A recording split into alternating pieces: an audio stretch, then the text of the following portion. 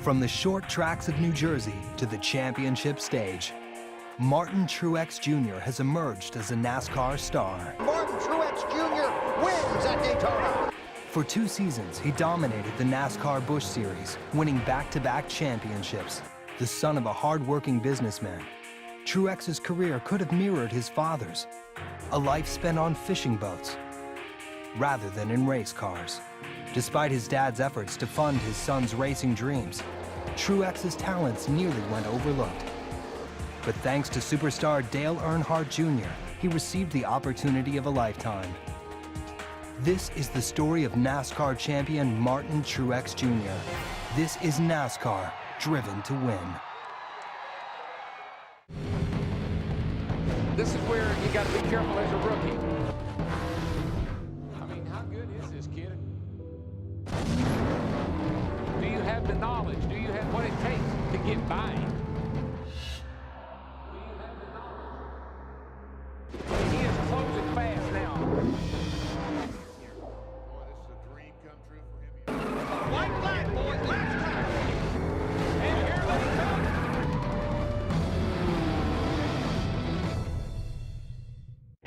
In 2004, NASCAR's most popular driver, Dale Earnhardt Jr., took a huge risk, introducing a virtually unknown driver to the world of big-time stock car racing.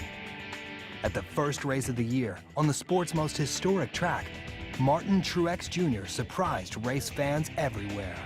And Martin Truex Jr., in his first Daytona appearance, will start from the pole. Despite starting at the front, Truex would finish near the back. Trouble off turn 4. Martin Truex. And around he goes. It's going to collect about 10 cars. But redemption would come 4 races later as he scored his first career Busch Series victory at the Bristol Motor Speedway. Martin Truex Jr., a first-time winner in the NASCAR Busch Series. Dale Earnhardt Jr., what can I say? He's a class act, giving me this opportunity, and I told him I was going to make the best of it. Martin Truex Jr., what can you say, man? He's the real deal. I'm telling you, we can win this championship. I can't wait for the rest of the year. His first win in NASCAR's version of the minor leagues kick-started a storybook 2004 season. Martin Truex Jr. gets the win. A lot of family, a lot of friends in the grandstands for Martin Truex Jr., and he picks up his 5th win of 2004. And the youngster from New Jersey continues to thrill them in the NASCAR Busch Series. Well job, man. Truex's 6 wins were a series best, and his 4th place finish in the season's next-to-last race earned him the entire Busch Series championship in 2004. Like his car owner, Truex was on the path to stardom, achieved from well outside NASCAR's traditional strongholds. Most people don't realize, how much racing is in New Jersey and how much racing history is in New Jersey. It's not quite on the racing map, but I'm trying to make it. One of those great tracks is the Wall Township Speedway in southern New Jersey, and one of its local legends happens to be Martin's father, Martin Truex Sr. I've always been around racing. My brother had race cars, and from the time we were just little kids, we used to go to Wall Stadium. It wasn't as big as the South, but I'll tell you, every Saturday night you would go there and the place would be packed, and it's been around since the early 50s. Years back when Martin Sr. raced at the local racetracks, Wall Stadium being one of them, he was one of the icons of the racetrack. First he was, obviously racing was just a hobby for him, I can remember when I was little, we didn't have much. At first I thought, that's a lot of money to do a sports like that, but then I understood, and every weekend we went, and then after I had my kids, I started dragging them, and we went. I can remember getting dropped off at the pit gate, out of the trailer when my parents would go to the racetrack. So as long as I can remember, I've been going to races and watching them, and something I've always wanted to do. For Martin Jr. to pursue his racing dreams, father would have to balance his own need for speed with the needs of his family. He made it pretty far in racing for a tight budget and having a business and a family. My family's been in the seafood business for quite a few years. My brother started when he was like 16, started building a company. It's been a family business for probably going on 25 years. Those 25 years were filled with unglamorous, plain, old-fashioned hard work. It would be his father's sacrifices that would pave the road for Martin's future racing career and ones that wouldn't go unappreciated. I really idolized him. I really look up to him, everything he's accomplished in his life, and just try to be like him, try to follow in his footsteps. From an early age, Martin Jr. wanted to be like his dad, the racer, not the fisherman. I'd been racing motorcycles and four-wheelers and anything that you could race your buddies with from the time I can remember, 4 or 5 years old. If it was just a bicycle going down the street, I wanted to race whoever was around me. With his mind set on racing, it was hard for him to think about anything else. He learned so much, too, so fast. His dad showed him, a lot. It was just something I think that was born in me, it was in my blood, and I don't think I really had to think about whether I wanted to do it or not. His competitive racing career began in go-karts at age 10, and the beginning was rough. Yeah, I remember the first day at the track. At New Egypt Speedway on a go-kart when he was about 10 years old. You could barely see over the steering wheel. The guy behind him went over top of him and he rolled, and I was just, oh my gosh, what am I getting myself into? Or what am I letting my son get himself into? Martin wouldn't let a rocky start derail his desire to go racing. He remained determined to convert his family's sacrifice into personal triumph. I hate snakes, that's about it. Vince Vaughn. Played football and baseball. My favorite subject was history, definitely. People going slow in the fast lane. Meatloaf. Everything under the sun, pretty much. The worst, working on my dad's fishing boats. It was long. As Martin Truex Jr. progressed through the regional racing ranks, his first real test came when he made the jump into the modified division, a 60-year-old series featuring open-wheel stock cars. Well, everything is just magnified. Obviously the cars are a lot bigger, they're a lot faster. They're harder to drive, they have more power, so everything is just different. In only his 8th start, Truex won his first modified race. The kid had potential, a fact Dad definitely noticed, but Mom approached with caution. That's when I started building a race team, because eventually I was hoping that with the progress, he would have moved up to the Busch North Series. So at that time, we were building a team that when he turned 18, there would be something in place that we could go race with him. I knew that's what he wanted to do. I knew it was dangerous. It was no, but I knew that was in his heart. Not aware of father's plans to build his son's race team, high schooler Martin began to look into other ways of moving up the racing ladder. Martin, when he first came to this school, was a typical Martin Truex, I guess, quiet, subdued, get the job done. He was a student in our welding shop. I guess Martin always listened to his father, because his father wanted him to learn to be a good welder, because they need welders on the fishing boats all the time. Martin is in the commercial seafood business. They call him the Clam King. Martin Jr. had a little bit of time working on some of Dad's boats. Maybe we were very instrumental having him in the welding shop, because everything I've ever read about him is once he got out of there and got on a fishing boat, I think his actual words were, I better get good at something else. He thought for him to get down south and get an opportunity, he would first have to work at a race shop. Well, to work in a race shop, you have to have some kind of talent, and his talent was going to be fabricating. That was, in his mind, that was his avenue to get down south. He didn't realize at the time I was building a team. Thanks to his father's commitment, Truex wouldn't have to worry about working on a boat or in a race shop. In 2000, he drove for the family team in the Busch North Series, a regional racing circuit in the Northeast where his father was a legend. When I started racing in the Busch North Series, it was a really big step for me. It was everything I could ever imagine I wanted to do. I went out there and raced each week to win. I know how good my dad was, and I wanted to be the best I could be, or at least as good as he was. Martin Jr. had only one chance to measure himself against his dad on the track.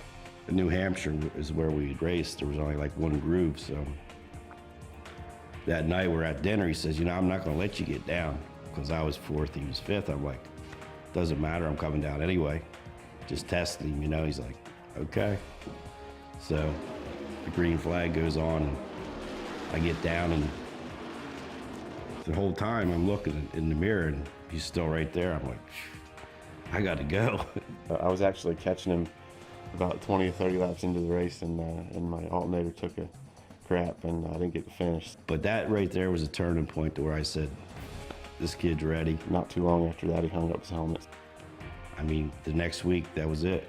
I parked my stuff, and just from then on, raced him. Recognizing his son's abilities, Martin Sr. passed the racing torch to Junior, and victory soon followed. It was an incredible feeling, you know, because I hadn't been doing it very long, and honestly, when you start a new series, and for me at least, I'd always, you know, look at myself as the underdog and not know what the potential was, you know, not knowing if I could go out there and win a race, not knowing if I could even be competitive, but knowing that I would give, you know, 110% all the time, and hopefully, you know, the best things would happen. Martin's efforts paid off on the racetrack in 2001 with an 8th place finish in the standings. But the move from regional racing to the national stage has always been difficult for family-run teams where expenses can exceed $5 million. Well, it's hard to make a living in racing anywhere, especially in the lower levels, because you don't make much money, and you have to spend so much to do it. It was hard there for a while, you know, it was hard until our business grew. We never had enough money to do it right. Like most family operations, you're always struggling trying to get to the next race. And being a racer, you do what you have to do. And building that team for him was a pretty big sacrifice for the family and the family business as well. While the Truex family continued to race in the Busch North Series, another family-run operation, Dale Earnhardt Incorporated, was looking for a driver to fill an empty seat. Luckily for Martin, his father already had a connection with one of DEI's top men, Richie Gilmore. The way I met Richie was a friend of his, which was actually his best man in his wedding, was working on my Busch North team. And he kept telling me about this, you know, about Martin Jr., and he was working with him on the Busch North. And he asked Richie to take a look at little Martin. He called Richie and just basically said, you got to watch this guy, and he's the next up-and-coming guy in the Busch North Series. We kind of looked at him first time at Loudon in the first year, and he did okay, and we kind of really put out of our mind. And Martin Truex Jr. had caught the attention of one of NASCAR's top teams, but had he left a lasting impression? And was he good enough to take the next step that his father never had the opportunity to take? The meeting between Martin Truex Jr. and Dale Earnhardt Jr.'s team took place at a test session. We were at Richmond testing. Dale Jr. was there testing for the first race with Chance 2 Motorsports, the team which we won 2 championships with.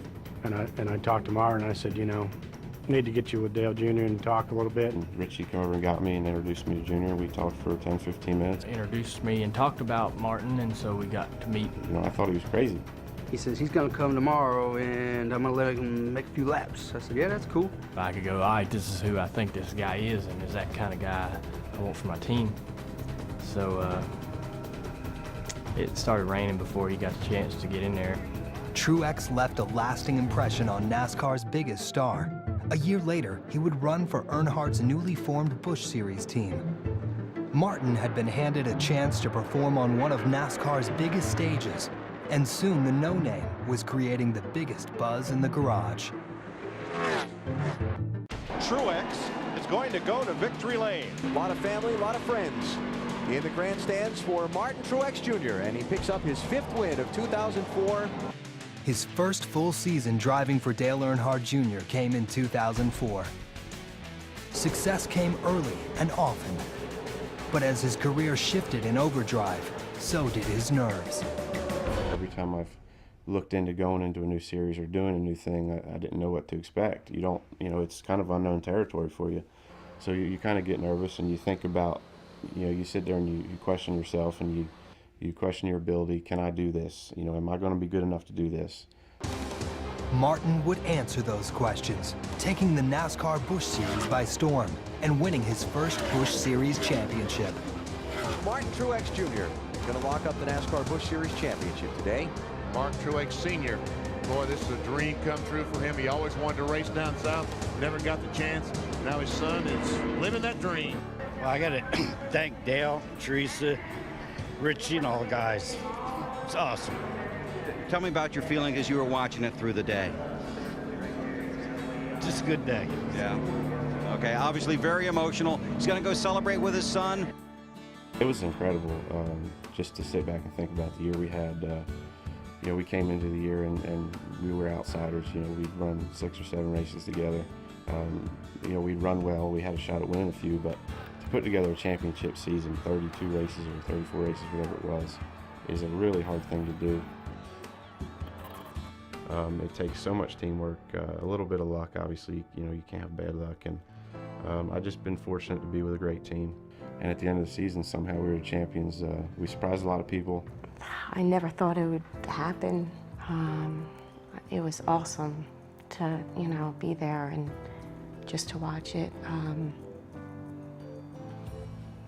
It was incredible. It was like a dream come true. Armed with his first championship, Truex was out to prove in 2005 that he wasn't a one-season wonder. You know, obviously it's hard to win one. To repeat and win two is even harder. We started out good at Daytona, and then it went downhill, you know, until Mexico City, and that was cool. Martin Truex Jr. wins the first NASCAR point race in Mexico. A lot of bad luck, some DNFs, some mistakes by me. Sometimes we just didn't run very well. Oh, trouble down here. Some right rear or left rear damage, guys. It took just going back to basics. About the same time we had 3 or 4 new cars built. We started off with something totally different, and we just started clicking through the middle part of the season. Martin Truex Jr. gets his 3rd win of the season at his home racetrack. You know, then we were just kind of stagnant, kind of floating along there, and here comes Clint Boyer just breathing down our neck. Figured out how to get around the racetrack. It was just hair racing. He beat me last year, but I think towards the end of the season we had what it took to win a championship. It just took too long to get that. Boyer gets underneath Truex, puts him a lap down. The championship came down to a 2-car battle at the final race of the season in Homestead, Florida. Truex clinging to a slim 64-point lead over rival Clint Boyer. It was that particular race and this drive in Martin when that green flag dropped. You know, that's what he is. That's what he's all about. He drove right to the front. He didn't care who was in his way. He was determined to win that race and win that championship. There's Martin Truex Jr. in the 8, Clint Boyer in the 2. Boyer is 10. 8 cars, he tries to work his way towards the front. Truex Jr. has made his way to 11 after starting at the back of the field in a backup car. That's a championship caliber team right there. Exactly right. And Martin Truex Jr. goes back-to-back in the championship race. It's a long year. We overcame a lot. I'm really proud for you sticking with me. I know I was a pain in the ass sometimes, but thank you very much. This is awesome. Hey, good job, Truex. Like his car owner, Martin Truex Jr. now had the title of back-to-back Busch Series champion, collecting a record payout of $3 million and making him only the 5th driver in series history to win back-to-back titles. I say that's pretty remarkable, but he didn't get there by himself. He got there with good friends, good owners, Dale Jr., Teresa, Richie. They all give him an opportunity.